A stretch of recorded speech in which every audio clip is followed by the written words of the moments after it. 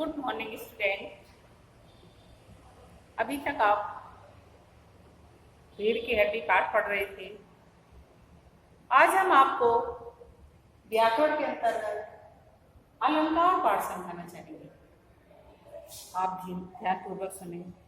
अलंकार होता क्या है आखिर?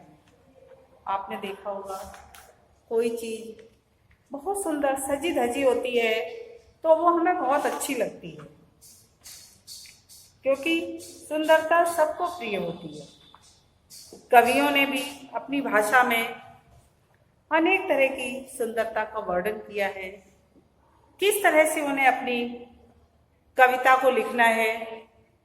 कुछ कवियों ने उस कविता, आपने देखा कि गद्य की अपेक्षा हमें काव्य पढ़ने में ज़्यादा अच्छा लगता है, क्योंकि वो एक लयबद्ध तरीके से लिखा हुआ होता है और उस लय में पढ़ना हमें अच्छा लगता है। जैसे आप देखते होंगे कि किसी को चाहे गाना आए या ना आए फिर भी गाता है, क्योंकि उसको गाना अच्छा लगता है, वो लय उसको अच्छी लगती है। इसी तरह से कवि गद्य में ना लिख करके किसी किसी चीज को और काव्य में लिखना चाहती है, तो जब वो काव्य में उस चीज को लिखती है तो उसकी एक लयबद्ध तरीके से उसको लिखते हैं, और लयबद्ध तरीके से जब उसको लिखा जाता है तो वो हमें पढ़ने में अच्छा लगता है। आपको ये पता होना चाहिए कि हमारा धार्मिक ग्रंथ रामचरितमानस जो वाल्मीकि जी ने लिखा हुआ है, रामायण जो वाल्मीकि जी ने लिखी हुई है वो गद्य खंड में लिखी हुई है, लेकिन उसी वाल्मीकि जी की रामायण को पढ़ करके तुलसीदास जी ने एक काव्य के रूप में रामचरितमानस की रचना की। तो आप देखते होंगे कि हम में से रामायण कौन पढ़ता है या रामचरितमानस पढ़ते हैं, क्योंकि उसको पढ़ने में अच्छा लगता है। लेकिन उन पंक्तियों को कवि लिखने में इतनी विद्वता दिखाते हैं कि उन्हीं पंक्तियों में इतने गूढ़ अर्थ भर देते हैं जो हमारी समझ से बाहर होते हैं। उनको लयबद्ध तरीके से भी कहते हैं और दूसरे उनमें इतने गूढ़ अर्थ छिपे हुए होते हैं कि जिनको हम नहीं समझ पाते हैं, उनको समझने में कठिनाई होती है। इसीलिए आप देखते होंगे कि गद्य खंडों को आप आसानी से समझ लेते हैं और काव्य खंड को समझने में आपको दिक्कत आती है, क्योंकि उन शब्दों के अर्थों का आपको ज्ञान नहीं होता है, इसलिए आप उसको आसानी से नहीं समझ पाते हैं। आपको हम अलंकार पाठ बताना चाहेंगे। अलंकार भी ऐसे ही है, जैसे आप देखते हैं कि अलंकार का अर्थ होता है आभूषण। जिस तरह से कोई युवती सुंदर से आभूषणों को पहन करके जब सामने आती है तो वो बहुत सुंदर लगती है। कवियों ने भी अपनी कविता को आभूषण पहना रखे हैं और वो उन आभूषणों को अलंकार कहा जाता है। आप जिस तरह से आभूषण स्त्री की सुंदरता को बढ़ा देते हैं, इसी तरह से कवि द्वारा उन अलंकारों का प्रयोग उनकी कविता को चार चांद लगा देता है, अर्थात कविता की सुंदरता को बढ़ा देता है। काव्य सौंदर्य बढ़ाने के साधन को ही अलंकार कहा जाता है। अलंकार के प्रयोग से कविता प्रभावशाली हो जाती है। अलंकारों का प्रयोग कवि की कलात्मक क्षमता का प्रतीक होता है। अलंकार से काव्य में भावाभिव्यक्ति बहुत सुंदर हो जाती है। हिंदी साहित्य में शब्द और अर्थ दोनों का महत्व होता है। जब हम पढ़ते हैं उसको, हमने लयबद्ध तरीके से उसको पढ़ लिया, पढ़ने में भी हमें अच्छा लगा, लेकिन हमारे उसका कोई अर्थ ही समझ में नहीं आया, फिर वो पढ़ना क्या हुआ? सिर्फ हमें लय उसकी अच्छी लगी इसलिए हमने पढ़ा उसको, लेकिन लय के साथ साथ हमें उसका अर्थ भी तो पता होना चाहिए कि आखिर में हमने पढ़ा है उसका मतलब क्या हुआ, उसका मीनिंग क्या है। कहीं शब्द के प्रयोग से और कहीं अर्थ के प्रयोग से काव्य में सुंदरता होती है, सौंदर्य में वृद्धि हो जाती है। इस आधार पर अलंकार के दो भेद होते हैं। कभी हम पढ़ने में हमें बहुत अच्छी लगती है और कोई कविता इतनी पढ़ने में इंटरेस्टेड नहीं होती है, बल्कि उसका अर्थ बहुत गूढ़ होता है तो अर्थ में अच्छी होती है। इसलिए अलंकार के दो भेद होते हैं। एक होता है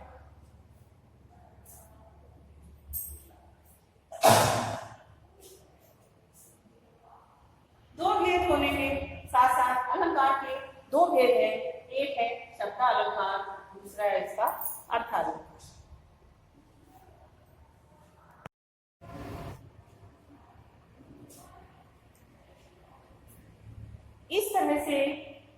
अलंकार की सुंदरता बढ़ाने के लिए उसके दो भेद दिए गए हैं, शब्दालंकार और अर्थालंकार।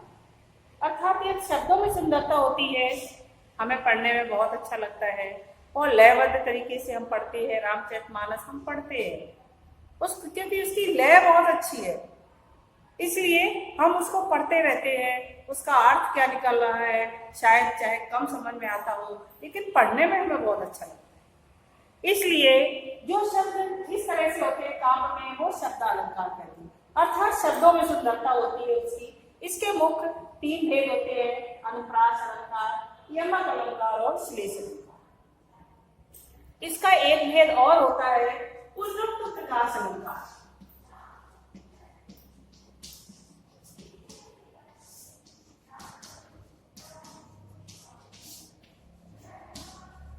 अर्थात अनुप्रास अलंकार। अनुप्रास अलंकार का मतलब ये हुआ कि कोई शब्द यदि बार बार आता है, जैसे तरन, तनुजा, तट, तमाल, तरवर, बौछाई। अब पढ़ने में भी हमें अच्छा लग रहा है, तो उसमें यदि एक ही वर्ड, कौन सा ता वर्ड बार बार आया हुआ है, तरन, तनुजा, तट, तमाल, तरवर, बौछाई, ता वर्ड की बार बार आवृत्ति हो रही है, इसलिए वहां पर अनुप्रास अलंकार है। इसी तरह से बनन में, बागन में बगरियो बसंत है, बावड़ की आवृत्ति बार बार हो रही है, इसलिए वहां पर भी अनुप्रास अलंकार है। सबसे सरल अलंकार है तो अनुप्रास अलंकार, क्योंकि आपने देखा होगा कि जब भी हम कोई कविता लिखते हैं तो उसका जो आखिरी वर्ड होता है वो हमेशा हर लाइन में एक जैसा आता है, और हर लाइन में नहीं आए तो कम से कम दो में तो एक जैसा आता ही आता है। तो इस तरह से एक वर्ड की आवृत्ति यदि दो या दो से अधिक बार भी हो जाए तो वहां पर अनुप्रास अलंकार हो जाता है। इसलिए अनुप्रास अलंकार सबसे सरल अलंकार है, जिसमें हम किसी में भी, कोई कविता में कोई भी अलंकार नहीं होगा तो अनुप्रास तो अपने आप आ जाता है, क्योंकि वो लयबद्ध तरीके से लिखी जाती है और लय मिलाने के लिए हमें आखिरी शब्द को उसके एक जैसा ही बनाना पड़ता है। अनेक उदाहरण है, जैसे कस्तूरी कुंडली बसे मृग ढूंढे बनमाए। कस्तूरी और कुंडली में कावड़ की आवृत्ति हुई है तो अनुप्रास अलंकार हो गया। रघुपत राघव राजा राम, पतिति पावन सीताराम। रघुपत राघव राजा राम में राम वर्ड बार बार आया, इसलिए वहां पर अनुप्रास अलंकार है। जहां पर एक ही वर्ड की आवृत्ति बार बार होती है वहां पर वही अलंकार माना जाता है। चारु चंद्र की चंचल किरणें खेल रही हैं जलथल में। चावड़ की आवृत्ति बार बार हो रही है, इसलिए वहां पर अनुप्रास अलंकार है। डियर स्टूडेंट, आपको ये ध्यान रखना है कि अनुप्रास अलंकार कहाँ कहाँ होता है। सेकंड है यमक अलंकार।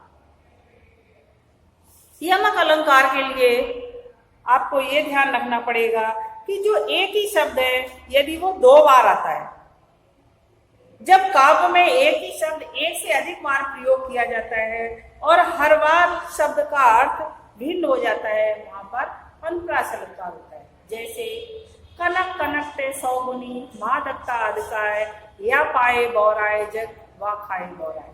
कनक कनक दो शब्द हो गए, दो बार आया हुआ है कनक कनक, अर्थात एक कनक का अर्थ हुआ सोना और दूसरे कनक का अर्थ हुआ धतूरा। इस दोहे का अर्थ है कनक कनक ते सौगुनी, माँ दत्ता अदकाय, या खाए बौराए जग वा पाए बौराए। इस तरह से कनक शब्द की आवृत्ति दो बार हुई है और दोनों बार उसके अलग अर्थ है। ये स्टूडेंट, हम आपको अर्थ अलंकार कल समझाना चाहिए, इसलिए हम इसको बिगाड़ यमक अलंकार में जैसे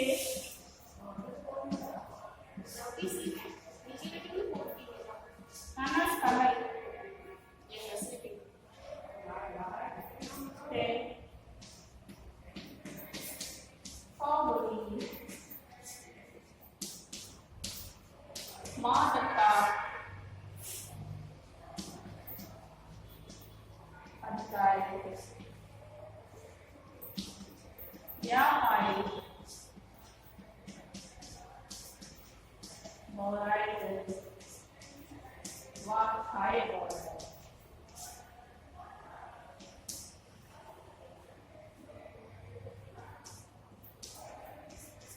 अर्थात कनक मतलब धतूरा, ये वो सोना। पहले कनक का मतलब है सोना। ये सोना हमारे पास बोलते हैं, सोना का मतलब बहुत अधिक धन संपत्ति हो जाती है हमारे पास, तब भी व्यक्ति कैसा होता है, बावला हो जाता है, क्यों घमंडी बन जाता है और उसे अपने समान कोई भी दिखाई नहीं देता है। दूसरे कनक का मतलब है धतूरा। धतूरा एक फल होता है जो आप देखते होंगे कि जब भी शिवरात्रि आती है तो हम उसको शंकर जी के ऊपर चढ़ाते हैं। कहा जाता है कि उसको विषैला माना जाता है, उसमें बहुत अधिक नशा होता है और जिसको खाने से भी व्यक्ति बावला हो जाता है। तो जिसको पा करके, तो इसलिए कनक शब्द दोनों एक जैसे हैं, लेकिन दोनों बार ही उनके अलग अलग अर्थ है। तो जिस इस तरह से यदि कोई जैसे शब्द आता है और अपने शब्दों को अलग अलग अर्थ प्रकट करता है तो वहां पर यमक अलंकार होता है। इसीलिए इसके साथ ही साथ हम आपको पुनरुक्ति प्रकाश अलंकार बताना चाहेंगे। पुनरुक्ति प्रकाश का मतलब होता है कि यदि एक ही शब्द दो बार आए लेकिन दोनों बार एक ही अर्थ प्रकट करे, तब वहां पर पुनरुक्ति प्रकाश अलंकार हो जाएगा। जैसे वह रह कर जा, वह रह कर गा रही है, क्यों रह जाती हो कोकिल बोलो तू। तो रह यदि ये शब्द दिया गया है तो इसका मतलब एक ही, चाहे एक बार लिखा होता तब भी उसका एक ही अर्थ था, रुकना, और चाहे दो बार लिखा हुआ है तब भी बार बार रुकना। तो ये दोनों बार एक ही अर्थ प्रकट कर रहा है, इसलिए ये कौन सा अलंकार होगा, पुनरुक्ति प्रकाश अलंकार। ये स्टूडेंट, आपको यमक अलंकार और श्लेष अलंकार में ये ध्यान रखना है कि जब एक ही शब्द यदि दो बार आता है और दोनों बार अलग अलग अर्थ प्रकट करता है तब तो वह यमक अलंकार हो जाएगा, और यदि दो बार आता है और दोनों बार एक ही अर्थ प्रकट करता है तब वहां पर पुनरुक्ति प्रकाश अलंकार होगा। तीसरा अलंकार दिया गया है श्लेष अलंकार। श्लेष अलंकार का अर्थ होता है कि किसी चीज से चिपका हुआ होना, अर्थात एक ही शब्द में बहुत सारे अर्थ चिपके हुए होना। श्लेष का अर्थ है चिपकना। काव्य में जब एक ही शब्द के अनेक अर्थ चिपके हों उस समय एक शब्द के एक से अधिक अर्थ निकल जाते हैं, वहां पर श्लेष अलंकार होता है।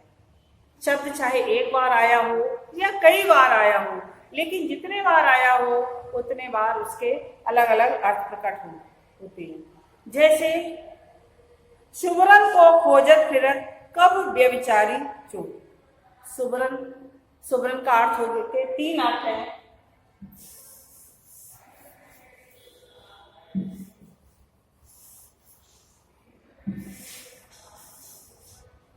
यदि ये दिया जाता है सुबरन को खोजत फिरत,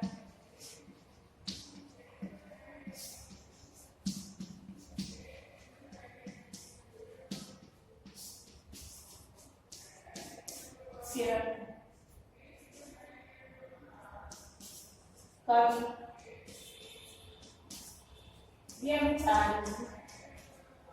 और तीसरा दिया गया है चोर। सुबरन का अर्थ क्या हुआ है, सुंदर। यदि हम कवि के अर्थ में देख लें तो सुबरन का अर्थ हुआ सुंदर सुंदर से वर्ड। कवि अपनी कविता को लिखने के लिए बहुत सुंदर सुंदर से वर्ड खोजना चाहता है कि कितने अच्छे अच्छे वर्डों को मैं अपनी कविता में लिखूं। व्यभिचारी, व्यभिचारी के अर्थ में क्या होगा कि व्यभिचारी व्यक्ति, कामी या भोगी व्यक्ति सुबरन अच्छे अच्छे लोगों को खोजता है कि कब हमें कोई अच्छा मिले, अच्छा रंग रूप हो, सुंदर हो, देखने में बहुत अच्छा हो। इस तरह से व्यभिचारी व्यक्ति उनको खोजता है। और चोर, सुबरन का मतलब सोना। चोर किसको खोजते हैं, सोने को। तो सुबरन को खोजत फिरत कभी व्यभिचारी चोर, अर्थात सुबरन शब्द में तीन अर्थ प्रकट है। एक तो सुंदर वर्ण, एक सुंदर आकृति या रंग रूप, और एक सोना। चाहे वर्ड एक बार ही आया हुआ हो लेकिन उसके अनेक अर्थ प्रकट हो रहे हैं, इसलिए श्लेष अलंकार है जिसमें एक से अधिक अर्थ प्रकट होते हैं। अर्थात जितने बार हम कवि के अर्थ में यदि हम उसको लेंगे तब उसका अर्थ हो जाएगा अच्छे वर्ड, सुंदर वर्ड। व्यभिचारी के अर्थ में यदि हम उसको प्रकट करेंगे तो इसका मतलब सुंदर रंग रूप, सुंदर आकृति, सौंदर्य। और चोर के अर्थ में यदि सुगंध का अर्थ हम प्रकट करेंगे तो उसका अर्थ हो गया सोना। इस तरह से श्लेष अलंकार का मतलब है कि एक ही शब्द में अनेक तरह के अर्थ चिपके हुए होंगे। धन्यवाद।